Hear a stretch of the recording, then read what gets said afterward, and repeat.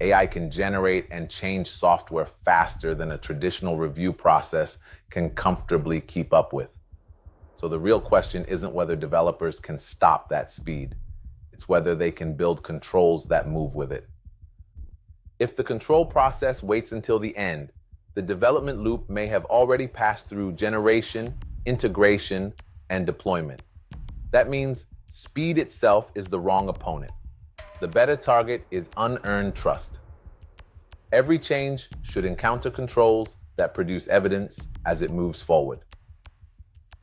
In this video, we're going to build that approach around 4 points: how the agent is designed, what context it consumes, how its code is accepted, and how the resulting system behaves in production.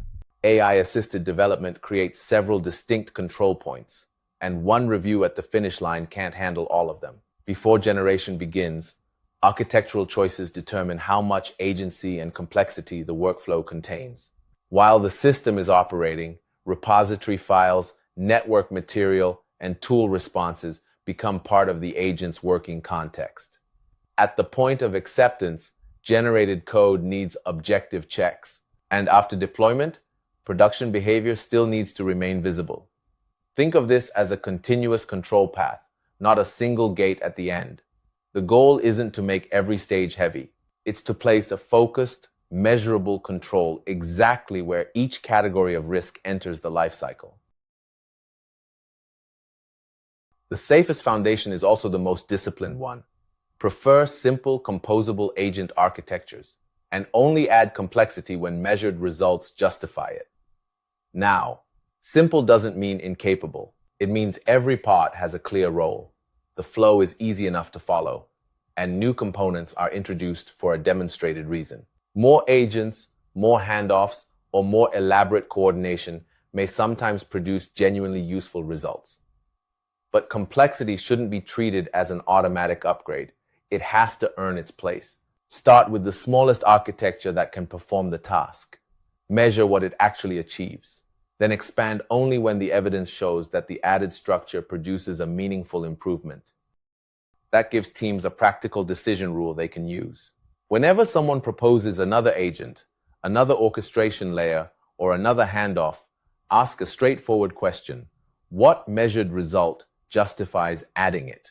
If that result isn't visible yet, keep the architecture composable and small enough for people to reason about.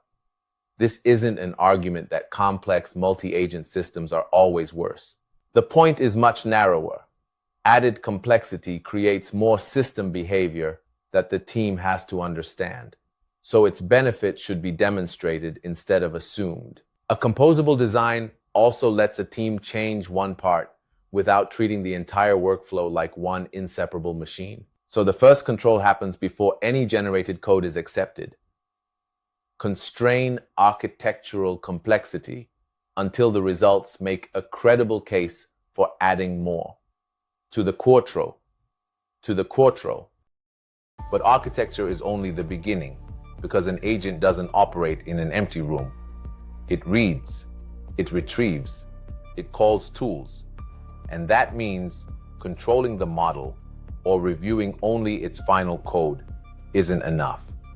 Repository content, network content, and tool-provided information should all be treated as potentially hostile. Coding agents can be exposed to indirect prompt injection through the information they consume. The important shift here is to recognize context as part of the attack surface. An agent can inherit risk from material that looks like completely ordinary working input. That source may still be useful, but usefulness doesn't establish trust. So access to more context expands the agent's capability and its exposure at exactly the same time. Picture the agent sitting at the center of 3 different context channels.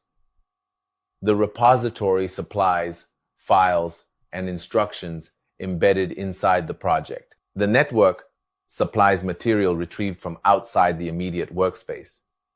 And tools return data that the agent may incorporate into its reasoning or its actions. Every one of those channels can be valuable, Every one of them should also be approached with distrust instead of automatic acceptance. The control principle isn't that every input must be malicious. It's that the workflow shouldn't grant trust simply because content arrived through an allowed channel. Map what the agent can consume. Recognize that those inputs may influence its behavior. Then make context handling an explicit part of the risk model instead of leaving it as an invisible assumption. This is where the argument turns. Don't base code acceptance on confidence in the generation. Base it on evidence produced by the verification pipeline. Before AI-generated code is accepted, compile it, run automated tests, surface the warnings, apply static analysis. Each of these checks examines a different aspect of the proposed change, and together they create a concrete gate between generation and acceptance. None of those checks guarantees correctness or security. That isn't the claim. Their value is that they produce inspectable results, instead of asking a reviewer to rely on how plausible or polished the output appears. Generated code may arrive quickly. That's fine. But acceptance should remain conditional on what the pipeline can actually demonstrate. Compilation asks whether the code can successfully pass that build step. Automated tests exercise the behaviors represented by the test suite. Warnings expose conditions that the configured workflow was designed to flag. Static analysis examines the code without depending on its execution in production. The combined outcome isn't a certificate of perfection. It's a body of evidence that can support an acceptance decision. That distinction matters because generated code can look coherent and convincing while still failing a mechanical check.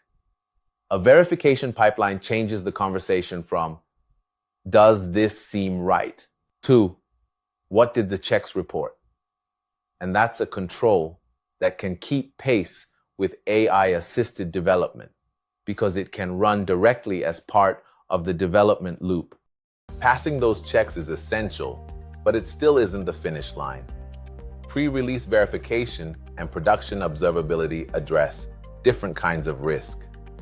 Once the system is operating, teams need logging, monitoring, and alerting so they can detect degradation and support root cause diagnosis. Notice that wording. These controls don't prevent every form of degradation. They make changing behavior visible, and they help a team investigate what happened. Without that visibility, a production problem may be noticed late.